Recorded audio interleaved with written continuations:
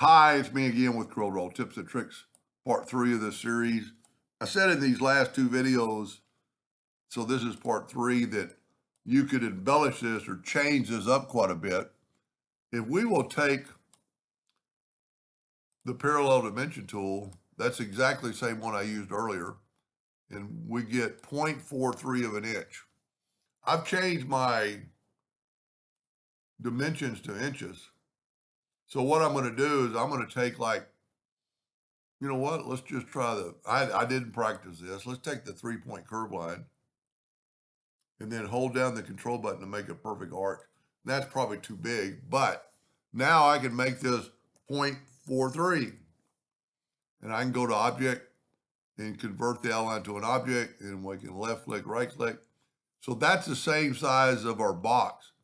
Of course, we'll have to probably rotate it a negative 45 degrees to get it to, well, that won't even work there. Well, that's pretty close. We can, and this will be a good lesson.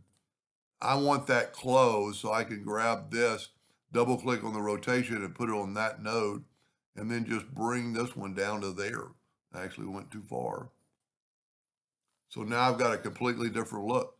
Let's make it even more. Let's Control D and make a duplicate and mirror it and put this guy here. This is going to look strange, but let's take all this and weld it. So we can do this right here. Just take this apart. That's a pretty good way to make an object anyway. But let's go ahead and group this all together. And let's take the Smart Fill tool and fill that in and nudge it over. Fill that in and nudge it over. Fill that in and nudge it over. And I'm going to keep this because I like, in case I mess something up, I can start over. So we could actually weld this, which is basically the same thing in group.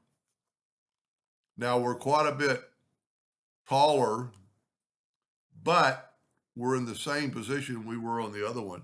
So Control D, alternate C, and we're going to rotate it that 18 degrees. And see how we've embellished it? And, you know, it's maybe not that cool, but it's a different type pattern, almost like a heart. You know, I could have gone for that. And there's a lot of other things you could do. You know, you could, well, let's tell you what, let's do this. Let's weld this together. And then let's Control D to make a duplicate, holding down the Shift key with a two-sided arrow and just bring it in. And you could actually, let's rotate it 9 degrees. So those are in the opposite position. I don't know. I'm just playing. It's not as, maybe not as cool as I thought it was going to be, but it's a pretty cool pattern and very easy. And see, so we, instead of having that square, we have this, whatever you want to call that, loop. Anyway, just an idea. Maybe it'll help you someday do something. And thank you for watching.